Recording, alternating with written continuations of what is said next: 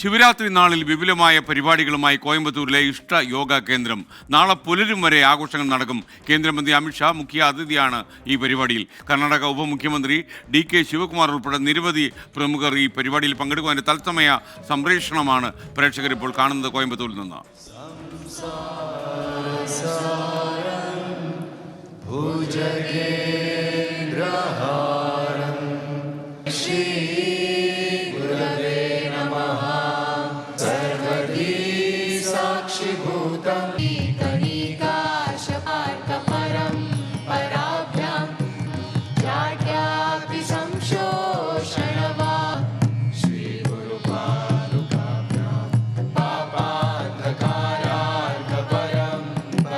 प्रसूतस्य सकवनस्पति क्षमया दधर्स्योजसा यत्ते होतरं विश्ववेदसम् अस्य यज्ञस्य पतन्ते सर्वजन्तवः तथा चिदानन्दरूप शिवोऽहं चिदानन्दमोक्षः चिदा